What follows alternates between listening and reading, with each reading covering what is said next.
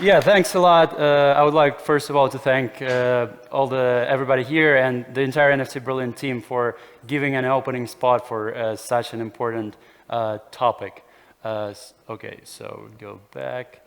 Yeah, so it's really important to us, and as a Ukrainian, I must say that for me it was much easier to speak about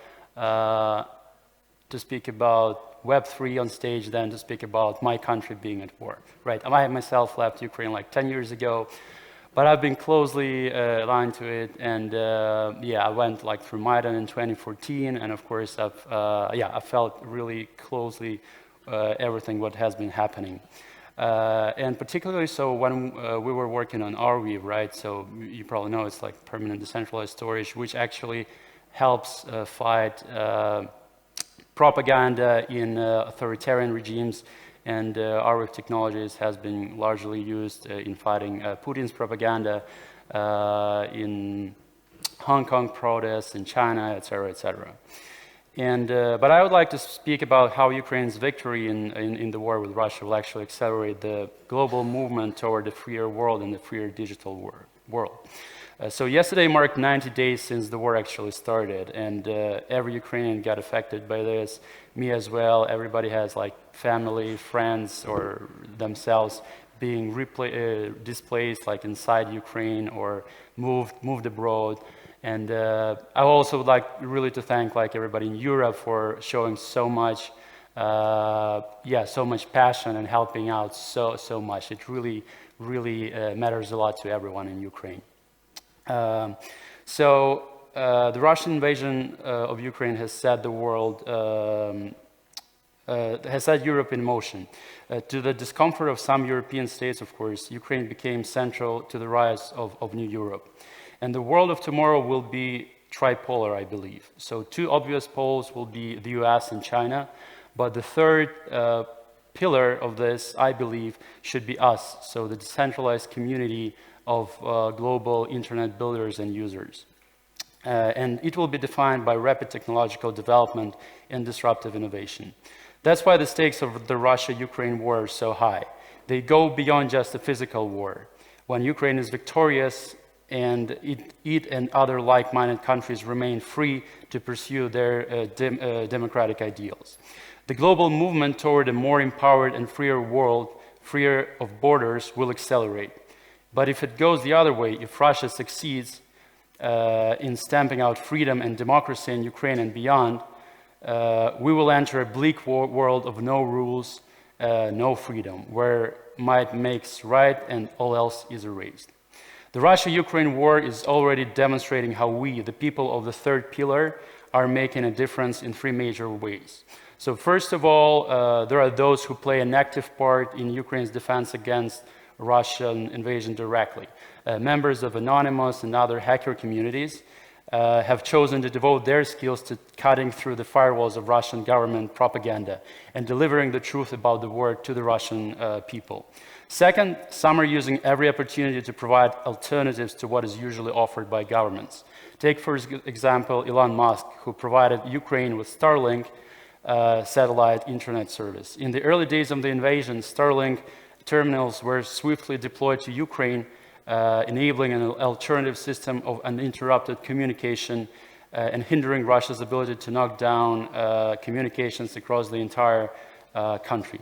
Thanks to Starlink, for example, we know like what has been happening to Mariupol and other occupied cities and towns. The third thing is the use of crypto really helped the Ukrainian government and Ukrainian charity organizations to raise money worldwide to fund Ukraine's defense effort and help with humanitarian causes as well. Only through Web3 communities, over $100 million have already been donated to Ukraine. And even more is being donated now, and even more is needed, because the war is probably going to be pretty long, and Ukraine and Europe really need this. So I know there's a lot of fatigue, of course, in Europe and from Ukraine, and everybody in Ukraine is also very tired. But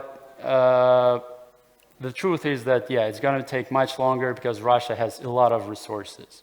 And especially going into the financial crisis that, yeah, we're going into most probably, giving funds to fight against Russia will be even more difficult. I would like to say that not all Russians, of course, are evil.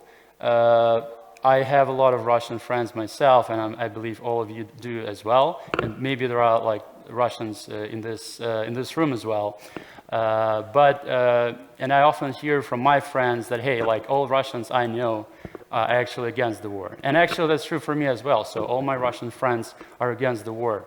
But actually when I talk to them and they tell me about what's happening inside Russia, so they speak to their relatives, etc., the truth is that inside Russia there is an enormous support for the war. People in Russia see what is happening in Bucha, and in other cities they see all the disastrous things that happen there. The truth is, so your Russian and my Russian friends are against the war, but we don't know an average Russian person, because 70% of Russians don't have foreign passports, have never been abroad, and you have never seen them, right? And so we are not exposed to an average Russian person, but Ukrainians in the occupied Ukrainian lands are exposed to them. And that is why all the disastrous things are happening, actually. And so that is why all the sanctions and embargoes are so important. Because I believe in this particular, in this sense, collective responsibility is actually working. You can think of Nazi Germany, right?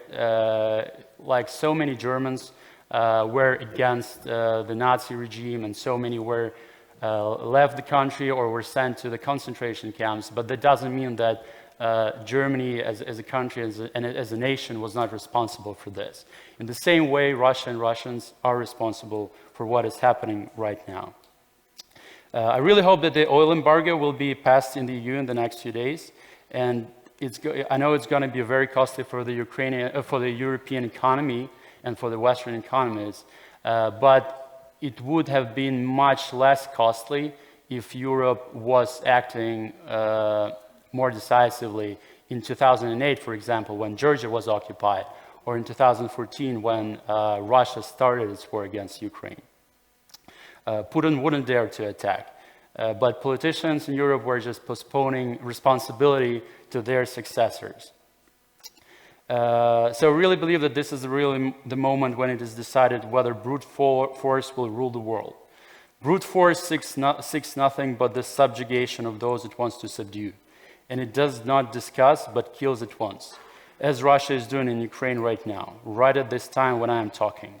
Ukraine is actually now offering the world to set a precedent for rebuilding the country after the war, which will show everyone who dreams of destroying the life of a neighbor that the war doesn't bring the expected result. Ukraine offers a special model of reconstruction, when each of the partner countries of partner cities or partner companies will have an opportunity to take patronage over a particular region of Ukraine, city, community, or industry. For example, the UK, Denmark, the EU, and other leading international actors have already chosen specific direction for patronage in reconstruction. And thanks to this model of relations, post-war reconstruction can be fast, efficient, and high quality. And I truly believe that we, as the Web3 community, should also take part in this. So now I will pass the word to my friend Olessya from a Ukrainian charity. I will let her speak, and we will have her on Zoom now. My name is Olessya Shlyakhtych. I am volunteer of the Foundation To Be Unit. In my past life, I was a ballerina and the director of modern ballet theater. But the 24th of February at 4 o'clock, I woke up from Russian bombs falling on Kiev. From then, we are living under the sounds of sirens and tears of our families. Our life has been divided into before and after. It has changed radically and will never be the same again. Ballet halls turned into bomb shelters. The stage, the spectators were replaced by view of bombed and destroyed houses, dead mothers, our soldiers, our friends. It is impossible to understand what is the war if you are not living in this fear, mute horror, and stupid anger. For 1 month, being in the tears and being glad about some good news, I realized that it is impossible to just wait for a victory. It must be taken with our own hands. All volunteers of our foundation to be unit came together, forgetting about all own lives and ambitions for most important, freedom, honor, life, and motherland, Ukraine. Each of us had a happy and good life. We lost it. However, we found much more. A true understanding what is a national self-identification, what felt the price of sorrow and true joy, understood what is a true love and true unity. Every day we collect and pack humanitarian aid, deliver it to the village and cities occupied by Russian army, and see the people who have lost their husbands, children, parents, arms and legs. Our volunteer organization is given the simplest: medicine, food, water, clothes. Unfortunately, we don't offer people happiness. We help them to survive. For these 3 months, we ask about help thousands and thousands of times. And I ask you now, please support Ukraine and our organization with this stupid and brutal war, because Ukraine protects essential European rules, freedom, independence, and peace. Thank you, and Slava Ukraini! Героям слава. Yeah, so there will be a video now there will be a video showing what Olessya and her charity are doing every day. Here it is.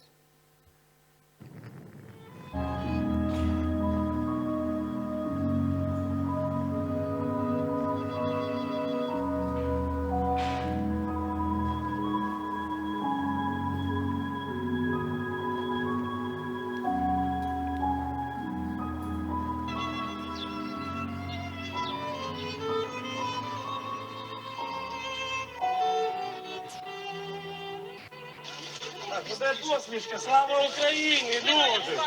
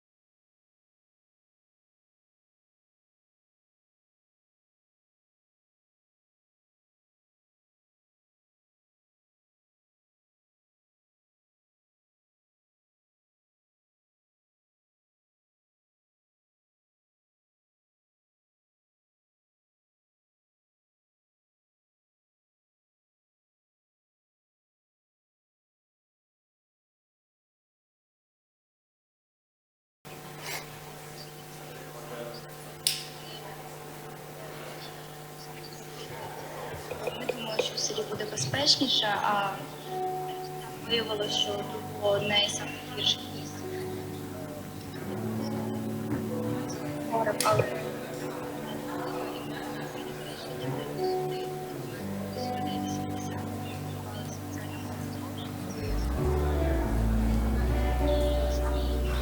всередині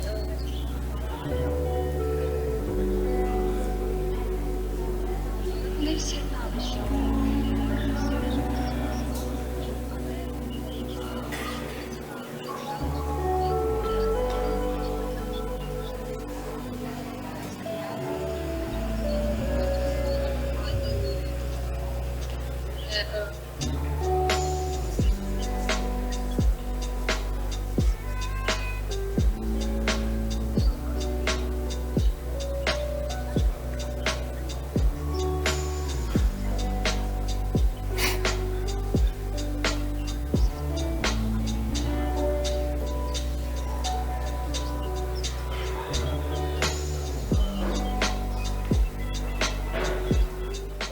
Okay, Olessya, thanks a lot.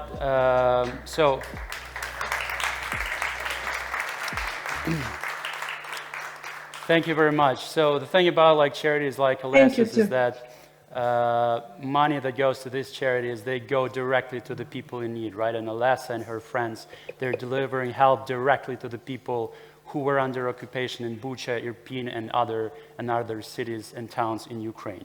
So tomorrow, thanks to the Blackpool team and Staked Out, there will be a charity NFT auction at 5 p.m. So I invite everybody to come there and to help raise money for Olessya's charity. Thank you so much. Thank you, Viktor, and thank you all. Thank you. Yeah. So yeah, thanks a lot. I would like to finish with the words that Ukraine is now asked like to give up some territory, like to agree on like the current borders. But the truth is, if we agree on this now, so in 2 years Russia will come again and take more land, and that's what they're doing all the time. So we will not surrender. And I know that everybody is afraid, of course, because Russia is threatening the world with nuclear weapons. Everybody is afraid. We are afraid as well. But the truth is that when Putin says that they don't need the world without Russia, we in Ukraine say that we don't need the world without freedom. And that's what we're fighting for. Thank you.